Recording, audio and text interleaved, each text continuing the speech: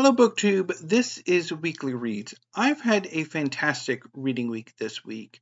Nothing I read were duds. I loved everything I read. Starting with the book I read over this past weekend. Bismarck's War by Rachel Chrastil. So, Bismarck's War is a history of the Franco-Prussian War, a war that lasted from late 1870 to early 1871. And it pitted Prussia and the North German Confederation, along with Bavaria, Baden, Württemberg, and part of Hesse, against, or the part of Hesse that was not already in the North German Confederation, against the Second French Empire, led by Napoleon III. So the Franco-Prussian War was the third of the German unification wars that took place mostly in the mid and later 1860s. The first was against Denmark, the second was against Austria, and the third obviously was against France. And at the end of the Franco-Prussian War, the German states in the North German Confederation, as well as Bavaria, Baden, Württemberg, and all of Hesse, joined to form the German Empire, leaving Austria the only primarily German-speaking land not part of the empire. I mean, Austria under the Habsburgs were part of the Habsburg Empire, or Austria-Hungary. And the French Second Empire fell and was replaced by the Third Republic. So I love this book. It was amazing, just amazing. As I read the book, I was a giggling, giddy ball of goo. It was so good. Chrastil is amazing at her descriptions of the battles, of her descriptions of the human toll of war, particularly her descriptions of several of the battles, and particularly of the Prussian occupation of certain locations. And of course, the situation in Paris as the Prussians and their allies besieged Paris for a number of months at the end of the war. Just, this book was phenomenal. I loved every moment I spent with it. My only issues are that I agree with Steve Donahue. He did a review shortly after the book came out, in which I think he mentioned that Bismarck could have been a bit more present. I mean, he largely haunts the book, but he's not really present all that much except for at the beginning and at the end. And maybe a bit more of him would have been warranted, but I love this book. It is so amazing. I loved it. I'm very happy I purchased it, and this is never leaving my collection. Never.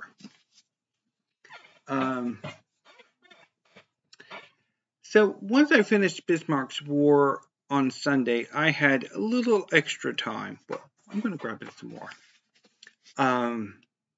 Because I got about a little more than 100 pages read on Friday, which is unusual. And then I got about 250 pages on Saturday, which was phenomenal. And I managed to finish Bismarck's War relatively early on Sunday, so that gave me some time to read some manga.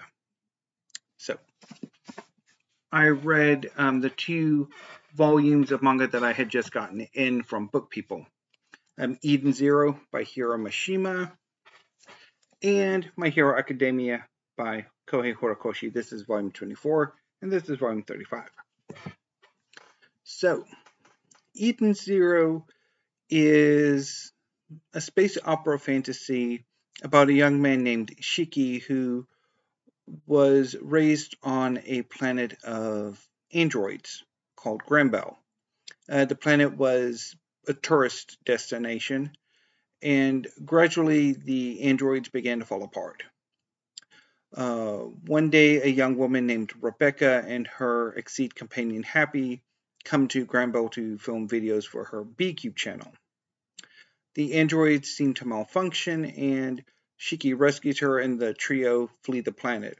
They decide to go adventuring together, and their goal is to find the great cosmic goddess figure, Mother. They find a ship called the Eden Zero, which was left to Shiki by his adoptive grandfather, Ziggy. The Eden Zero has 4 androids who serve various functions on the ship: Witch, Sister, Hermit, and Valkyrie. And gradually, Shiki and Rebecca and Happy form a crew, with 3 of the androids on Eden Zero. Valkyrie, at least in this timeline, has died, and they form a crew of both friends and former enemies, and they go adventuring.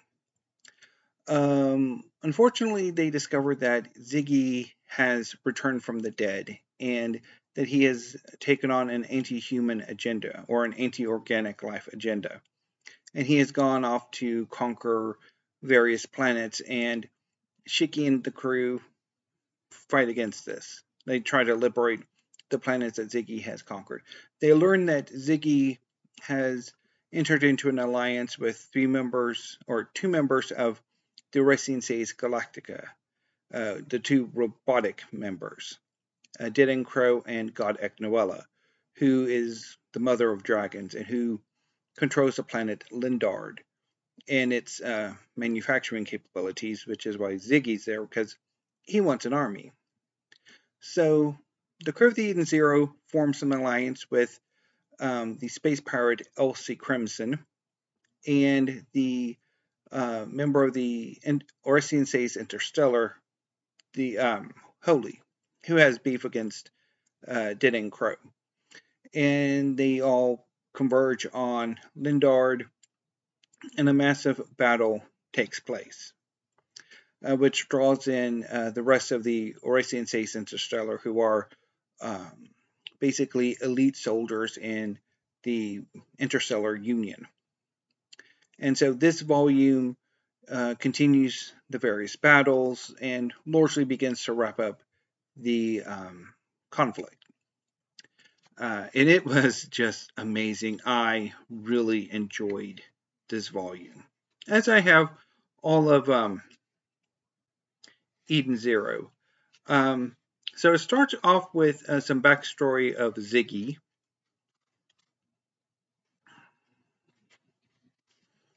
And the wrapping up of Ziggy's conflict with Shiki. And it wraps up the battle between Holy and Dead Crow. Here she's assisted by Jin and Clean. And she discovers something about Dead Crow, which is really amazing.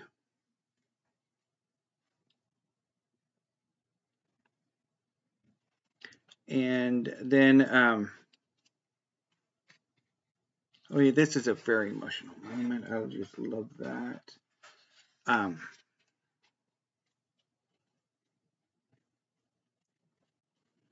And then it seems, oh yeah, there. And then it sees Justice confronting God Eknoella and discovering the truth about her. So this was just really, really fun. I really enjoyed this volume. And I cannot wait for volume 25 to come out, which I think should come out in a few months. So, yeah. Let me see if there's anything else I want to look at.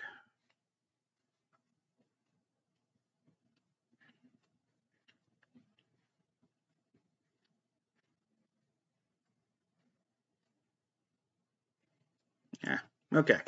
let's move on to My Hero Academia. Well, I guess if I had one issue with this volume,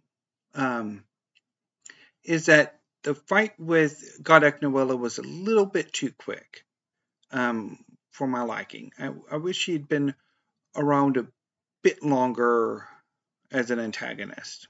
But there's still a Universe Zero version of Godek Noella to deal with. But anyway, so My Hero Academia 35.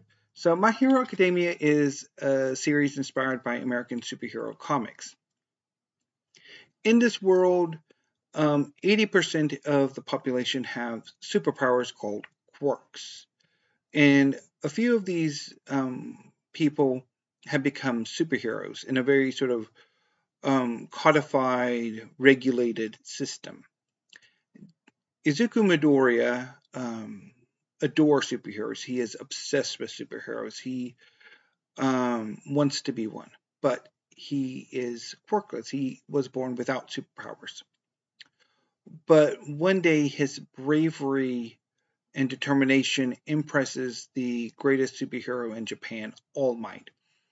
And All Might decides to take Izuku on as an apprentice and grants Izuku his quirk, one for all,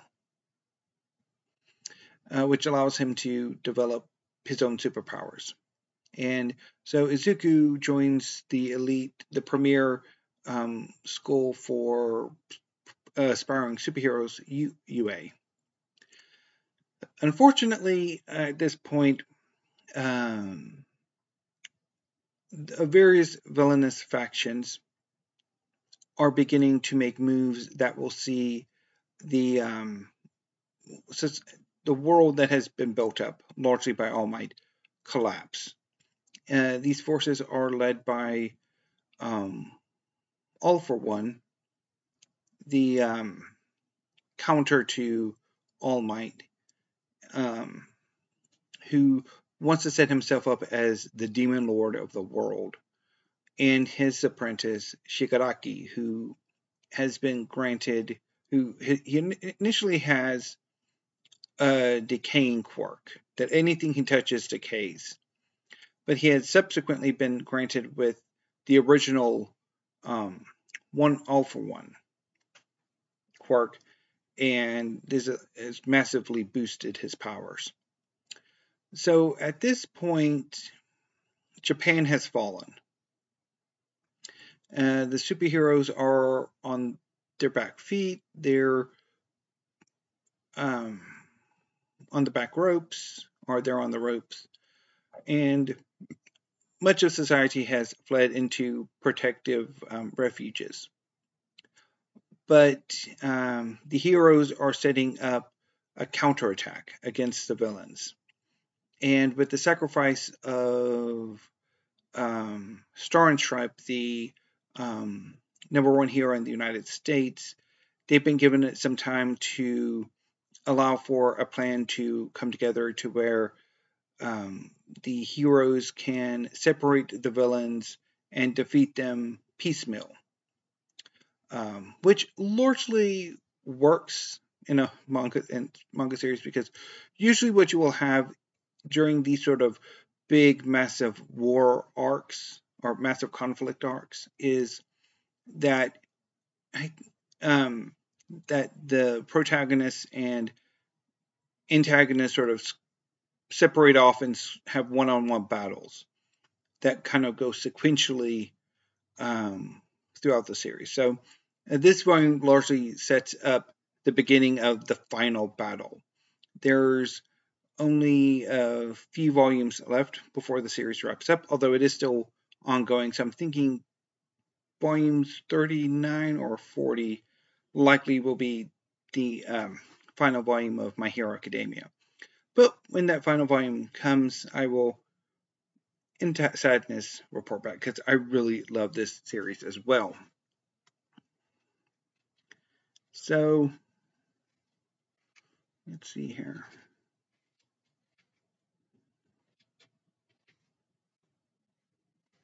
Oh yeah, that is just, I love that. And Shiso.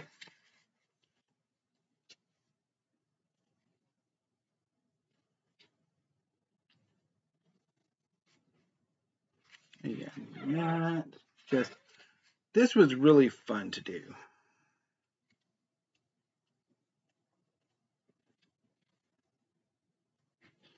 And what I really like about this volume is that a number of characters who hadn't really gotten much attention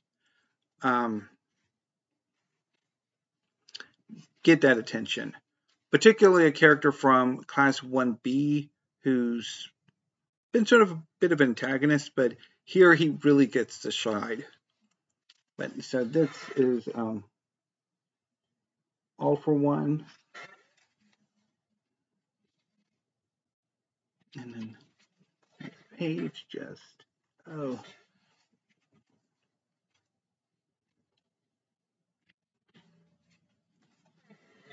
that.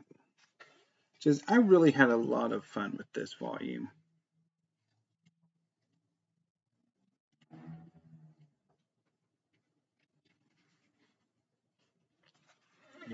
So this was fun. And again, I cannot wait for volume 36, which should be in a few months. Anyway, so over the work week, I have been reading Two Houses, Two Kingdoms by Kathryn Hanley. So this is a history of England and France from 1100 to 1300. So the book focuses on the relationship between the English royal house, in this case the Plantagenets, and the French royal house, the Capetians. So it starts in 1100 with the reign of Henry I and ends in his encounter with Louis VI, or the future Louis VI. And it ends with Edward II marrying, shortly before the death of Edward I and Philip IV. So the epilogue is the marriage of Edward II and Isabella, who would eventually overthrow her husband. So I really enjoyed this book. It was amazing. And I especially like how Hanley gives equal attention to both the Plantagenets and the Capetians as her protagonists. Just really well done. There were some interesting moments in the book. So yeah, so I was very, very happy with this one too. So my reading plan for today is I'm going to stick with history, and I'm going to read over the weekend Rome and Persia by Adrian Goldsworthy. So this is a history of the relationship between Rome and the various iterations of the Persian Empire, the Parthians and the Sasanians. So I'm really looking forward to that. And if I have enough time tomorrow, or probably on Sunday, I will try to get to these two. And if not, which would be Seed Celestial and Mass for Shut-ins, which are two slam volumes of poetry that I just hauled. And if not, then I will do them some other time. But over the course of the work week, I have two options. I could return to Conan for Sumerian September, or I could finally get around to the Space Opera Renaissance for Space Opera September, or what I am likely going to do, because I'm honestly not all that interested in reading the Space Opera Renaissance right now. And even more frustratingly, I'm not really all that interested in continuing with Conan. So I think what I might do over the course of the work week is read Death Note by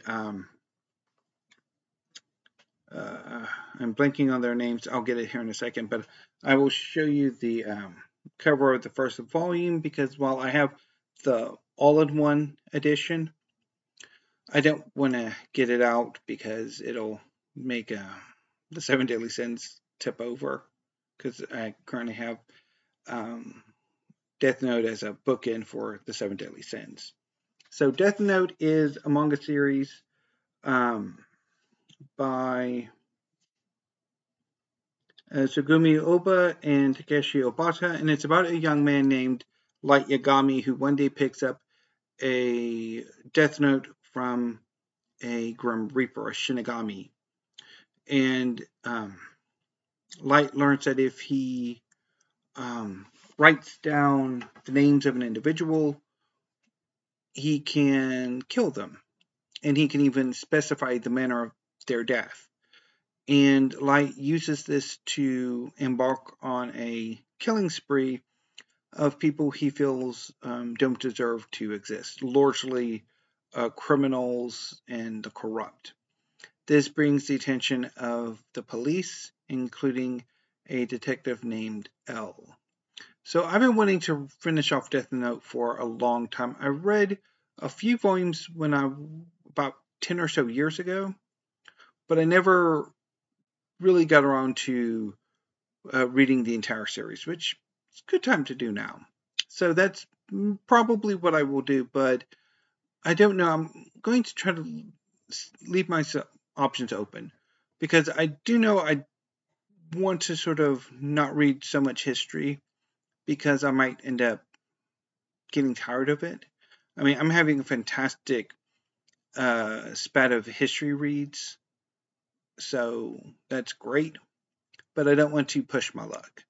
And I have a idea for what I want to read this coming next week or next weekend. So anyway, which will be history. So yeah. So anyway, that's all my reading. I did want to touch on the lack of videos this week, which, as far as video making's been concerned, this week has been fairly frustrating. But I really haven't had much to talk about, because the subjects that have been bugging me, I did in that Monday Meander. There haven't been many or any new tags to do, so I really haven't had much this week. But hopefully next week I will be able to do a bit more, and I'm thinking of doing an original tag. There's some questions that I'm still working on. I'm not too happy with what they are currently. So we'll see, but hopefully I'll get an original tag up on Monday. But anyway, BookTube, that's all I got for now. So until I see you next week, thank you, have a great afternoon and weekend, and stay safe.